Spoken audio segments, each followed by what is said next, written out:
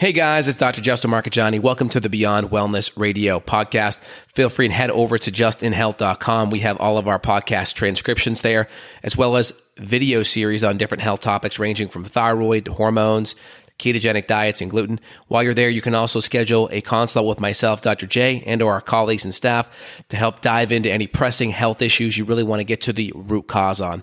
Again, if you enjoy the podcast, feel free and share the information with friends or family, and enjoy the show. Hey guys, Dr. Justin Marcagiani here. Really excited to be back with y'all. On today's podcast, we have Dr. Jessie Hehmeyer on the show. So, Dr. Jess, how are we doing today? Doing great. Thanks, Dr. J. How Awesome. are you? Well, great. Very nice to meet you. Very nice to meet you. Well, excited to chat today. Your website is wellempowered.com. We'll put links and coordinates if anyone wants to reach out to you. I know you see functional medicine patients all over the world, just like myself. So excited for that. People want to reach out. Coordinates will be down below. So let's chat today. I know one of the biggest things that you focus on a lot of hormonal issues, gut issues, a lot of weight loss, resistance. When you see patients coming in, maybe especially you see a lot of female patients in that perimenopausal, menopausal range. What do you find is like the big top 3 causes of why they're having a hard time losing weight? What are those big weight loss resistance barriers? Yeah, great question. And one thing, I'm going to break your listeners' hearts right now and just kind of put it out there and say, it's not your thyroid. So, and I shouldn't say it's not your thyroid. Even if it is your thyroid, it's not only your thyroid. So certainly we want to make sure your thyroid is humming along and functioning like a dream. But even when that's handled, in my experience, there are actually 3 other metabolic barriers that are recurring in perimenopausal women in particular that really get in the way of their weight loss endeavors, right? And so the top 3 include, number 1, elevated inflammation, right? So elevated inflammation, and I'm sure you see this, Dr. J, too, right? Sometimes people come in and they say, oh my gosh, I'm so inflamed, and they tell you about their symptoms. My joints hurt, or I'm bloated, or my skin's red, whatever the case may be. But more often than not, inflammation is elevated without any symptoms, but we can do labs. We can actually measure inflammation. So we want to measure inflammation and see if that's one of the barriers to their weight loss, right? So we get the numbers whether someone has symptoms or not. Their symptom may only be that they're struggling to lose weight, right? So inflammation is number 1. Number 2 is compromised insulin sensitivity, which is a far cry from lab normal, right? Lab normal insulin, fasting insulin, is 19 or less. I like to see it. It's crazy. It's bananas, right? So, kind of like 7 is where I'd like to see it, or less, right? I think 7 are good. 7 is good. 7 or below. Yeah. 7 or below is good, right? So many people, I'm sure you see this all day long, right? They're far outside of that range, right? But they're walking around thinking it's normal because it's in the quote unquote lab normal range. And then, the last thing that I see, and this involves a lot of different things, but I like to say detox pathways gunked up. So detox pathways gunked up because, when our detox pathways aren't rolling well, and, those are physiological processes, right? Like the word detox is so chic these days, and people get latched onto it real quickly. But the truth is these are physiological processes happening in our body. And when they're not working well, we reabsorb our toxins. And we don't just reabsorb the toxins we encounter in our environment.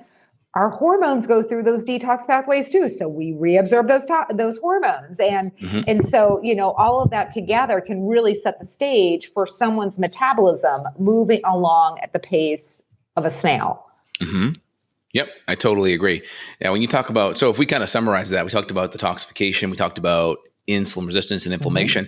And it's important when you have thyroid issues, for instance, your thyroid very rarely just spontaneously combusts. There's other factors upstream with the different systems, right? You talked about insulin resistance, inflammation. Also, inflammation can drive insulin resistance because now you're, as part of the stress response, right? You're surging cortisol, which is mobilizing more glucose, which is then potentially creating more insulin problems. And so most of the time when you have an organ dysfunction downstream, there's so many things upstream that can easily get ignored while you're focusing on the downstream kind of organ, if you will. Absolutely. Absolutely. Oh yeah, totally. And even, just as you were so eloquently tying together the impact of inflammation on insulin, it's Right. like, yeah, this is all a dance. It's rarely just one thing. There's usually an interplay. When people aren't detoxifying things well, their, toxins are building up in their body. That's going to drive inflammation too. There's probably some kind of disruption in their microbiome, which definitely, impacts everything, metabolism to mood and immune function, all of it. Mm-hmm. Now, how are you assessing inflammation? Like in my practice, we may run certain gut tests that look at calprotectin or EPX or, you're just typical blood markers like C-reactive protein or homocysteine. What are some of your kind of ways that you can assess someone has inflammation outside of like they're just inflamed, they have joint pain issues, they have a lot of pain issues in the body? What are some of your other clinical ways you dive deeper into that? Yeah, well, exactly. We, just as you were saying, we get numbers on them, right? So for the person, right, certainly we're going to do some blood labs, right? So we're going to get that HSCRP that you mentioned. We're going to get that homocysteine that you mentioned. And then if it seems germane, and often it does, especially when it's weight loss resistance, getting some of those gut markers, whether it's calprotectin or lactoferrin or, all those different things. That's fair. That's a good one.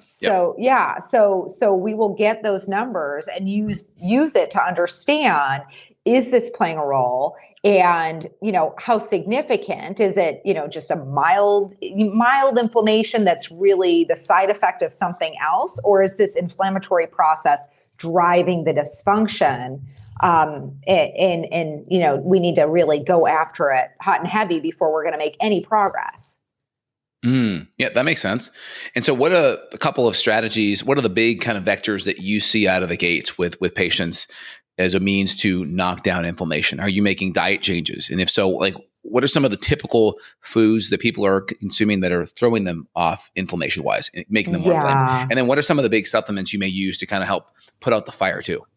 Yeah. So supplements and nutrition, huge aspects that we dive into, when we're working with someone when their inflammatory load is high. So from a nutritional perspective, the ones that are, foods and beverages that are going to be driving inflammation, number one enemy is sugar, right? And people can have normal normal insulin, normal optimal glucose, optimal fasting insulin, even optimal hemoglobin A1C. All those things are optimal, and yet sugar is still driving inflammation, right? So the other systems just haven't taken a hit yet, right? Give them 10 years, you'll see it if you don't do anything, right?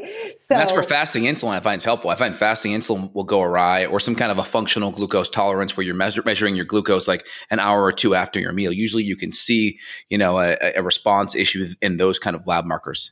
Yeah, absolutely. I totally agree. So, sugar, definitely public enemy number one. And then, although not sweet, right? The simple carbs, which functionally speaking are sugar, right? Of course.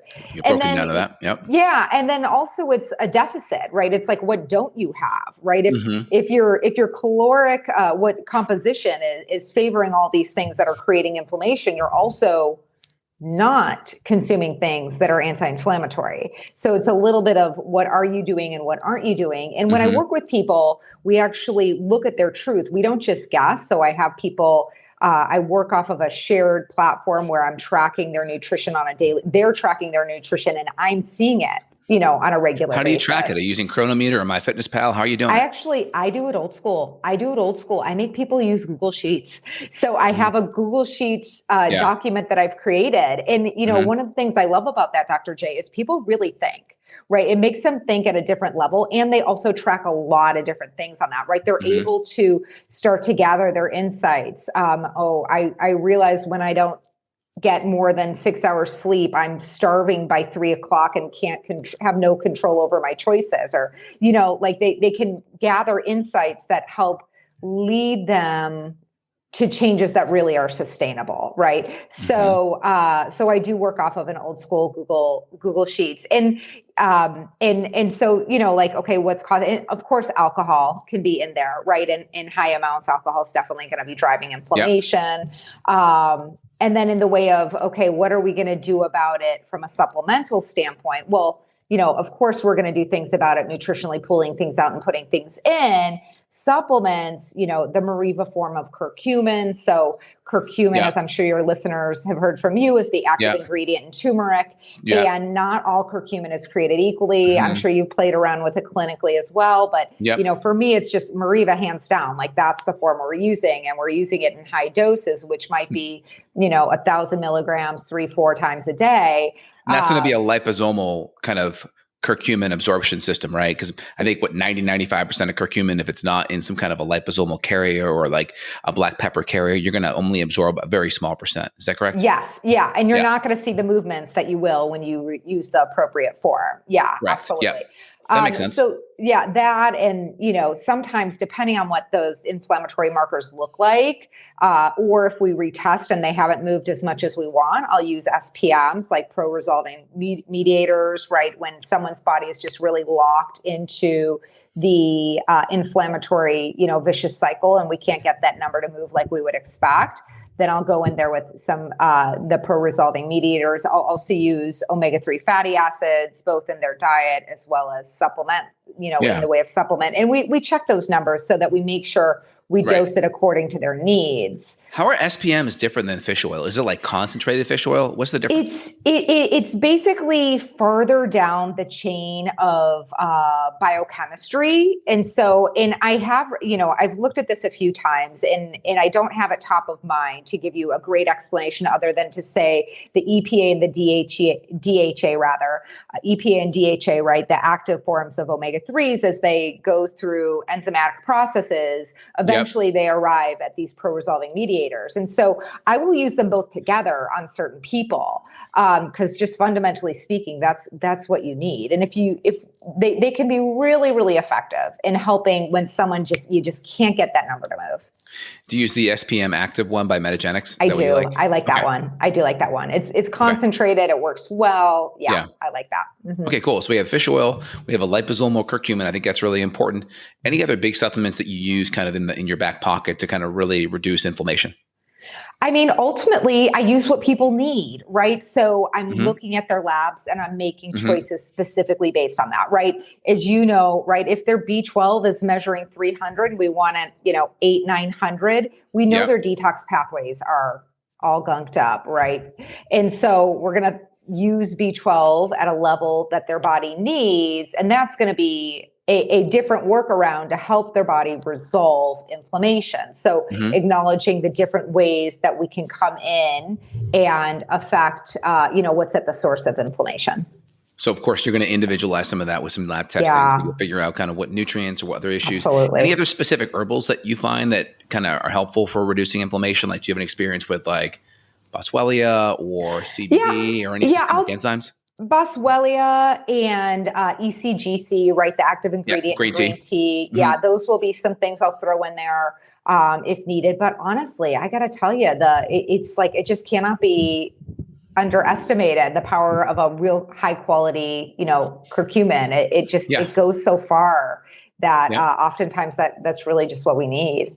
Oh yeah. If you look at a lot of the drug companies right now, if you look at kind of their pipeline, they're taking a lot of these herbs and these compounds and they're trying to take little isomers of these herbs so they can kind of patent it and then get some of the benefits. But when you take an herb, like they did with omegas, Yeah, with the omegas. Yeah, exactly. And they charge hundreds of dollars, per prescription when it could be a fraction of that, over the counter. So they're trying to take these little isomers, but when you take an herb out of context, right, you may have side effects, plus there's other nutrients and antioxidants within the herbal complex. So you can't, it's hard to really patent nature, but that's how they're doing it to be able to bring it to market because they need to have a massive, profit incentive to spend the millions on the clinical trial. So yeah, I get it. Yeah, absolutely. Mm-hmm. And so where does food come in here? I mean, you talked about sugar and glucose. Obviously that impacts insulin resistance, that, cortisol surges, glycation, all of that. But what about your typical food allergens? What are the big things that you see, outside of like your typical, gluten's pretty trendy now. We know gluten's a big thing. What's your take on food allergens as a whole? So I think about them in a few different ways, but to first kind of speak to the most common, we have got food sensitivities and we have food allergies, right? Okay. So sensitivities, delayed reactions can take up to 72 hours to show up. These are the ones that people are going to not know that they're reacting until they've gone a long time without them and bring them back in, right? Yeah, there are food sensitivity tests, but that's a different conversation. And then food allergies, right? These are typically more immediate responses. People will know within, a minute to 30 minutes, usually with a true food allergy, what food they're reacting to, right? So with food sensitivities, yes, of course, gluten is a big one. But I'm sure your listeners are probably pretty well educated. Gluten, dairy, yeast. Yeast is a big one. Does that include like nutritional yeast, like nutritional yeast, B vitamins kind of things, or no? Typically not as much, but sometimes. I would say I will base that based on a microbiome assessment, right? Yeah. If I see someone's yeast off the charts, I'm going to pull all yeast out of there. If I'm not doing something like that and I don't have, huge reason to suspect it's that level of a reaction, then I'm going to be a little bit more flexible with things like nutritional yeast. So what are the big yeast foods? Is it just more like fermented foods, or what would be those foods? I mean, gluten-free bread. Right. Yep. Name the gluten-free fill in the blank, that got has yeast in it. Any of your processed flours, processed grains that are so-called gluten-free, right? Yeah, that makes sense. Exactly. So, pulling those foods out goes a long way. And, making sure people are not just well educated, but are actually taking the actions required to keep their blood sugar level stable. And that's one of the great things of the shared tracker is, I always think you may have had this experience too, right? I joke that I have like this amazing knack for picking out the right day to meet with people when the day before their nutritional habits were just totally out of whack. And what I mean by that, it's like, in a first appointment, one of the things I'll say is, can you walk me through what you had to eat yesterday from start to finish?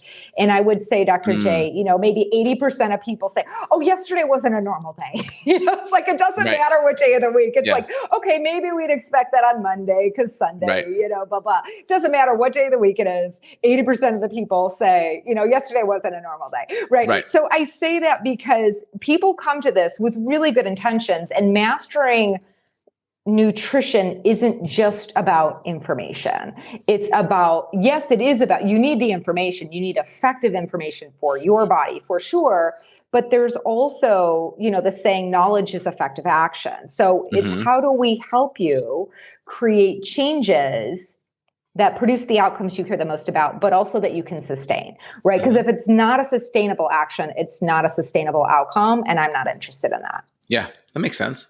All right, that's cool. So out of the gate here, we talked about food. We talked about some of the lab markers. That's good. Any other big kind of hidden inflammation vectors that may fly under the radar for some people or even some clinicians? Yeah, I mean, honestly, I think insufficient sleep is a huge one. Huge one. I do not think people are starting to catch on, but I think there is just such a huge, it's an underrated point of leverage, right? When people are routinely not getting enough sleep or sleeping restlessly, whatever the case may be, it's definitely going to drive inflammation. I think about the people who I've worked with over the years, and one woman who comes to mind, she, on her journey to lose weight, she realized along the way that she was diagnosed with sleep apnea, got a CPAP machine. She actually wore it, which is great.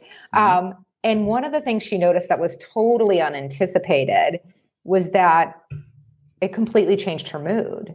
She had had a history of anxiety and depression, and sleeping well. I mean, no surprise to you and me, but like, how cool for her to have that experience. So obviously not everybody in the sun, fortunately, has sleep apnea and needs a CPAP machine. It's just to illuminate, the myriad benefits of quality sleep, whether it's mood or helping your body resolve inflammation, because so much of our body's work in taking out the trash happens at night, happens while we're sleeping. Yeah. And I find sleep apnea too, like that's still a result of typically inflammation, like it's that blockage of the airway. I mean, so a CPAP's kind of a Band-Aid, but if it gets you better sleep in the meantime while you fix those things, then it's kind of helps bridge the gap. And it's okay as long as it's kind of pushing you towards that better state of healing, for sure. Absolutely. Totally. Yeah. It moves you along the trajectory of your healing. Yeah, exactly. Journey. Yeah. People talk about inflammation too. I like to just clearly define it because inflammation is good to a certain degree. There's a hormetic inflammatory response of lifting weights and that muscle builds back a little bit stronger. And you eat certain foods or, certain nutrients, you get this hormetic response where you have a little bit of inflammation, but then your anabolic response to it's a little bit greater. So in the end, you're getting stronger. I think inflammation is more of that inflammatory response without that anabolic response. So you're breaking down a little bit more than you're building up, which puts you on a trajectory for pain, joint pain, hormonal issues, fatigue issues, sleep issues. Would you agree? Oh yeah, completely. Yeah. You described it perfectly, right? And it's the fertilizer for all the things in the world nobody wants, right? In the way of disease processes. So, it can be the first, maybe every other metric looks great. And this is the one thing that's out of whack. It's like, great, let's play whack-a-mole on that thing right now and turn this around. Yes, exactly. Well, you're talking about weight loss. I'm just curious, where does your take on the calorie model kind of fall? I'm just curious to get your take on that and how that connects to weight loss. Yeah. So, calories are a part of the equation and they're not the whole story, right? In other words, the law of thermodynamics is real, right? So we acknowledge that I'll just say, yes, calories play a role, but there's more to the story, right? So how foods impact our hormones has a huge effect on our metabolism. It also has a huge effect on whether we experience satiety or hunger, which then affects our caloric intake, right? So we've got the caloric impact, we've got the hormonal impact, and we have the inflammatory impact.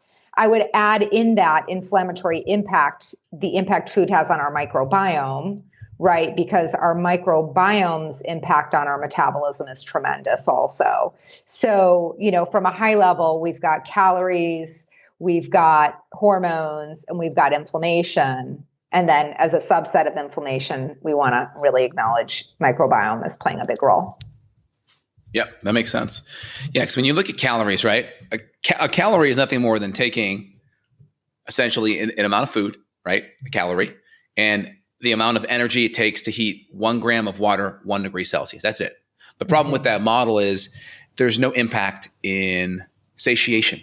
There's no impact in these neuropeptides that get produced that allow you to feel satiated. Hormones are the air traffic controller that tells calories where to go. Go to the mitochondria, get burned. Go to the fat, go to the liver, get stored. Go into the muscle, get converted to glycogen, right? There isn't that signal. So when you look at it, calorie as a whole, you got to look at the hormonal aspects. Also, I think you have to look at the nutrient density aspect because you can have a calorie of processed sugar that has virtually zero nutrition, or you can have the same calorie from an egg yolk that has vitamin A and all these nutrients in there that are going to be so important for satiation. And so I think the nutrient density aspect is important because the more nutrients you get per calorie, the more chance that you're going to feel satiated. But you also have the nutrients to run these metabolic pathways. And you get other things like peptide YY, adiponectin, cholecystokinin that tell you to feel full. And then if you're keeping your carbs in check, that's going to be putting more of your fats into the mitochondria to get burned versus to get stored in the liver or in the muscles. Thoughts on that? Yeah, absolutely. You mentioned one of my favorites there, cholecystokinin. I remember, learning about this, this hormone and being totally amazed by it, right? And thinking back to the 90s when the fat-free craze was the rage. Right? Olestra. Oh my God. Well, right. All that stuff, right? Nastiness, supreme. But, avoiding fat, how we produce cholecystokinin is through eating fat, and cholecystokinin cues satiety. And so we weren't eating fat, so we weren't cueing satiety, so we were eating more fat-free crap, to be quite honest, right? Yeah. And it just was, it was just a hot mess. Oh, yeah. And I find calories are definitely like an end result. The question is, why are you eating too many calories? Because if the nutrients are there, the data is very clear. People that eat more fat, eat more protein, and a lot of studies actually tend to go a little bit lower on the calories. And it's not because they're actively trying, it's because they have better satiation mechanisms to say, stop. I do think people that eat too fast, a couple of bites per chew, because you're going to get so many more nutrients and calories in your system before that feedback system says, hey, chill out, you got enough. So I do think eating a little bit slower, taking a little bit longer to chew your food up, maybe giving yourself another 5 minutes before you go back for seconds. I think the food timing aspect is important. Your thoughts? Yeah, totally agree. And I also say, along with that, chewing is like mostly if we're eating nutrient dense foods, and I would say in particular in that because, obviously proteins are essential, healthy, nutrient dense fats, essential. But if we're thinking about, our colorful vegetables and things like that, right? Yep. It's really hard to eat them quickly. Like I dare you to swallow a salad whole. Like you cannot do it. Right. And so it's kind of like, you want to hack that one. Eat a salad and put your protein on it and put your avocado and put your olive oil, blah, blah, blah, right? Yeah. All that stuff. And you will eat it slowly because there is no way to eat it quickly. Yeah. And then the cholecystokinin that you get from your gallbladder into the small intestine, if you do too much, you will get nauseous. I mean, it's why it's hard to eat more than a dozen eggs at a time. But, everyone has experience of eating too much pizza or too much, processed food of your choice, right? Yeah, for sure. Mm-hmm. Yeah, that makes sense. And also, I look at calories too, are you eating enough? Because if you're low calorie, you're probably low nutrition. And if you're low nutrition, well, which organ system is going to be the one that gets shorted, so to speak? Yeah. No, that's well said. I will say there certainly are times when people are under eating. But I will say mostly my experience is exactly what you were pointing to, Dr. J, in that they're eating more calories than ideal, mostly given by they're not cueing their satiety, right? And so it's, they actually are hungry. It's not like they're necessarily, quote unquote, stuffing themselves or anything like that. They're just not. They're hungry and they're eating. And so they're eating more and they're low nutrient foods. And so at the end of the day, more often than not, it's more calories than ideal for that person. Yeah. I tell patients always start your proteins and fats with your meal because that's going to hold up a lot of the food in your stomach. So it sits there a little bit longer. So you get a little bit more of the stretch reflex, fill it up, and then you do your proteins and fats. You do some good fiber in there because fiber does add bulk to your tummy. It does make you feel more full. Plus like you said, it takes some time to chew that food up, gives you a little more time for your brain to catch up signal wise.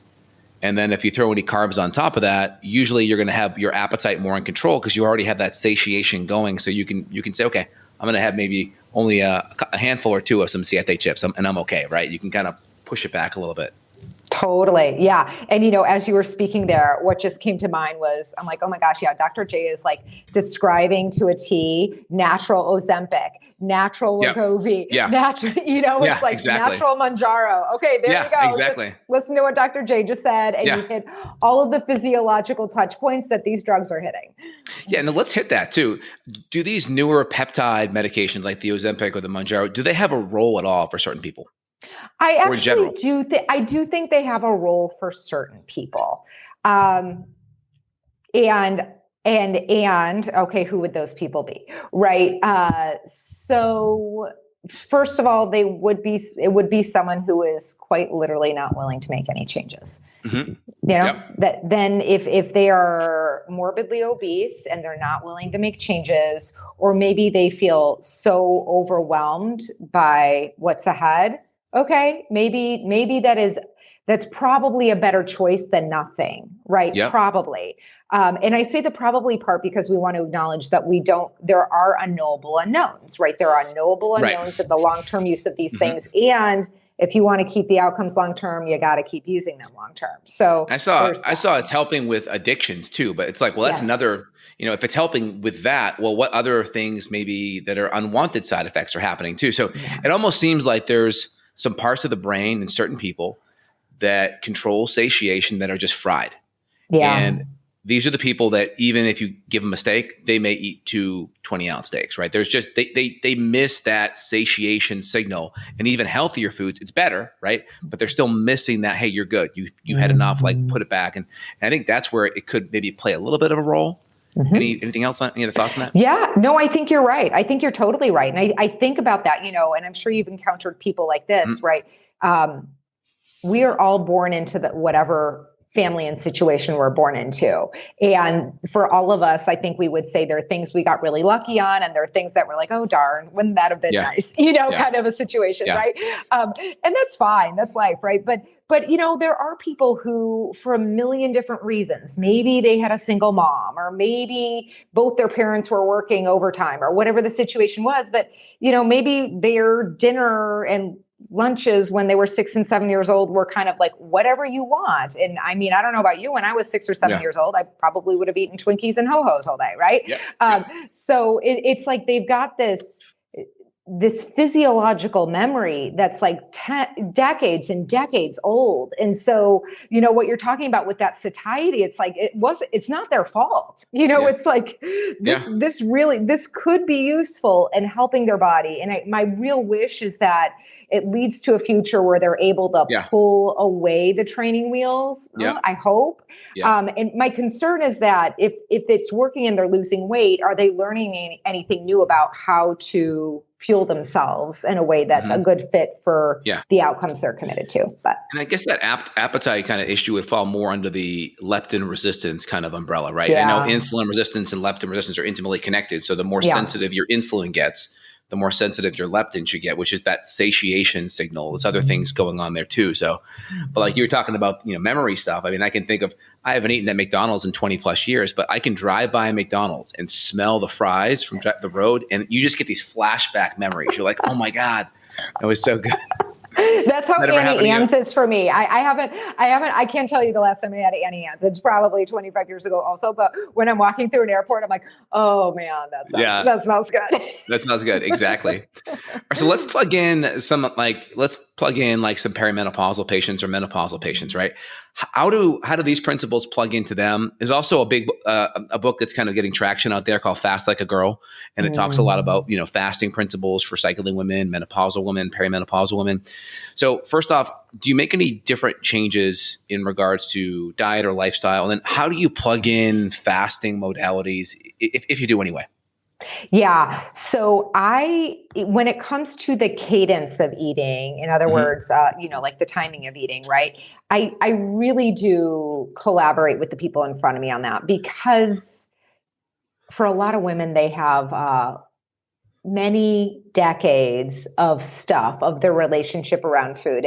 And a lot of people have had some kind of disordered eating, right? I don't mean eating disorder. Maybe some have, but disordered eating of sorts, right? So when it comes to fasting, I'm always interested in finding out from the person in front of me, does this feel like punishment, right? Does this feel like it is you being mean to you? And if it does, then it's not a solution I'm interested in. So typically I'll start with people in looking at the composition of their nutrition in whatever the case may be, and making those shifts, and then start fine tuning it based on what we're seeing in the way of outcomes. So I'm just not dogmatic when it comes to fast, not fast, snack, not snack. I really do work with the person, and we start to make changes and we see how their body responds. And if we need to go make more changes, if I do need to suggest, okay, let's bring in fasting to whatever extent makes sense for them, then we will. But yeah. Do you have a background being an RD? Dietitian? So I have an LDN. So LDN is like the graduate equivalent of an RD. Oh, got it. Okay, cool. And so do you use any good like calorie counters that look at nutrients as well, so you can get a sense of the nutrient density along with what they're eating too? I actually don't. Okay. Sometimes I'll have one. I will say, sometimes I'll have people turn to MyFitnessPal, which is, high level, kind of generic, but it's okay, right? So sometimes I will use MyFitnessPal with people, but mostly I find with people, what can happen is, I'm sure you've seen the video of the rocks in the sand, right? And trying to fit them all in, right? When we focus on the rocks, like everything, unless someone has really mastered all those rocks, then we're not going to focus on the granular sand. And mostly when they have, it's like, it just all handles itself, right? And essentially it's the jar, right? Where you put the rocks in, okay, it's stuffed. Then you throw the sand in. Oh, you get way more than you could with just the rocks alone. And then you put the water in after that, right? And you can keep on finding more space to fill everything up. Exactly, mindset. exactly. Yeah. So what I mean by that is, in the nutrient aspect, I think Yeah. about that more like the sand, More granular, right? smaller. Yeah, Yeah. exactly, exactly. So if we're More focusing on nuanced. yeah, exactly, exactly. So it's just infrequent that we need to go there, but Mhm. if we need to, we will, but Yeah. mostly we don't. Plus, you kind of know if like, okay, you're eating processed flours and sugar, and now we're getting you to eat some grass-fed meat and a big salad. Okay, we know the nutrient density is going up. We can see that, right? Yes.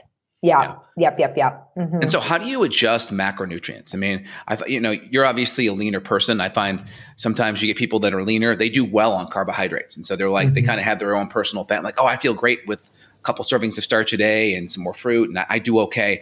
How do you kind of look at what you need, but then also try to personalize it for what your patients need?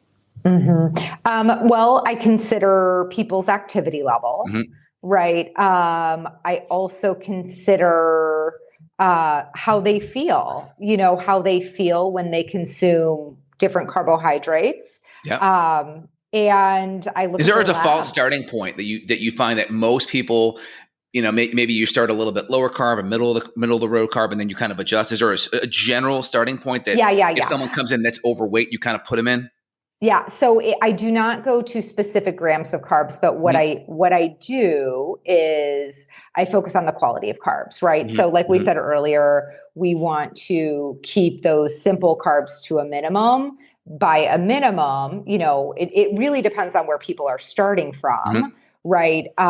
So some people, the first step might be, okay, simple carbohydrates once a day, but where I want them to be is maximum of one serving of simple carbohydrates twice a week, right? That might be the future we're working towards. But I think about it like crossing the monkey bars. We want you to grab the next rung as opposed to go all the way, reach too far, fall off and feel defeated and not get back on.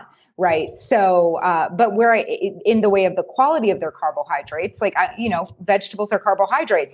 I'm going to give a whole different value assignment, to, roasted broccoli with sweet potatoes than I am to, the bread, so to speak. So I am going to encourage people to load up on those nutrient dense carbs at least twice a day. Getting heavy-handed with those nutrient-dense carbs, half a plate twice a day, the higher fiber legumes kind of situation, if people tolerate them well, at least once a day, and I, pulling out the sugars and the simple carbohydrates that aren't a good match for their outcomes. That makes sense. And so what does a typical day look like for you? Like, is there a certain level where, you do this many servings of starch, or like what allows you to feel the best in a certain like breakfast, lunch, and dinner breakdown? Yeah. Okay. So my breakfast, I Mm-hmm. love a good smoothie. So I Monday through Friday, I typically do a smoothie. Saturday and Sunday, I do avocado toast with 2 eggs, gluten-free toast, 1 piece of gluten-free toast, 2 eggs.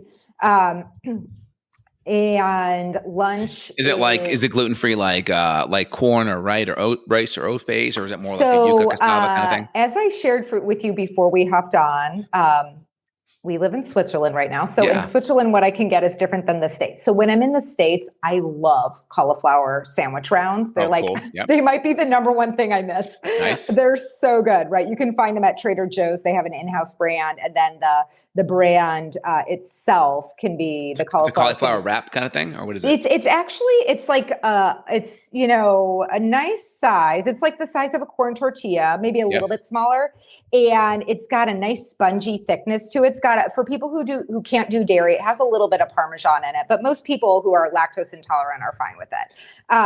But it's it's made with some eggs, so it has some protein in there also. And so in the States, I'll take one of those and do some avocado mash on top of it with a fried egg, and then have another fried egg on the side. That's my fave. But here I'll do like a millet and chia gluten-free toast, one piece of that. Yeah. And then, for lunch, I am a salad girl.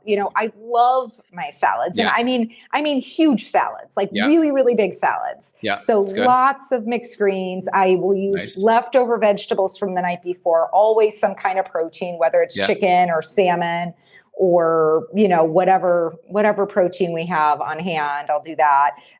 Usually some lentils in there, kind of, to me, I think one of the things I think about, with these nutrient dense foods, people's reference point, they're like, oh, you're going to make me eat a chef salad. I'm like, oh God, I would not eat I'd throw a chef salad at me if you told me I had to eat a chef salad every day. It's like, there's so many ways to make super delicious, interesting, nutrient dense foods. So, always some avocado on my salad, like that's my thing. And then for dinner, we'll rotate through our proteins. We always have a half a plate of vegetables at dinner. We typically go out to dinner twice a week. Friday and Saturdays, we usually go out. The other nights I usually cook. And some nights I'll make some black rice. Maybe one night I'll make bean pasta and serve it with some kind of protein and lots of veggies. That's kind of, and then for snacks, in the States, I love I'm like a savory gal. So I like bean chips with hummus. That's like one of my fave snacks. And here I'll do corn chips with hummus. Nice. Yeah. And then, so you're in Switzerland. So how about the cheese or the dairy out there? How is it? You try it at all often? Yeah. It's delicious. I've never been, sometimes I'll put some cottage cheese on my salad. Dairy's never been a problem for me from a digestive standpoint. I do well with it. It's fine with my skin, all those things. My hormones are fine. I don't like, oh my gosh, have to have dairy, but I like dairy. So I'll have a little, maybe when we're out, I'll get some kind of salad and maybe it will have some dairy on it. But it is, the cheese here is amazing. It definitely is amazing. It's not my kryptonite, but it is amazing. Yeah, that's good. Awesome. Yeah. Well, cool. Excellent. So we hit a lot of different topics here today in the podcast. Anything else you wanted to emphasize or leave the listeners with? Oh, I would say, for those of you who are listening out there and are kind of, your wheels are spinning about where to start, what I would invite you to start with is asking yourself a question the next time you're about to, whether it's eat or think about moving, exercising, things like that. And the question is, what is the best game I can play right now? What is the best game I can play right now? And what that question, if you think about it and answer it honestly, will give you access to is really just choosing the best game for the moment at hand, right? Rather than being dogmatic and playing your best game over and over again and being in that journey, it will take you so far. Excellent. Well, Dr. Jessie, appreciate you being on the podcast here today. Wellnessempowered.com, correct? Wellnessempowered.com. Wellempowered.com. I think I have the right link down below here in the video. Yep, I got the right one. So if you're driving or you're out and about, click down below. You'll have the link right to your site here. I know you see patients on the functional medicine side. Anything else you want to say to listeners, coordinate-wise? No, thank you so much, Dr. J. It's been a pleasure to be here with you and your tribe. Thanks, Dr. Jessie. Really appreciate it. You take care. Have a good one. You too. Take care. Bye. Bye-bye.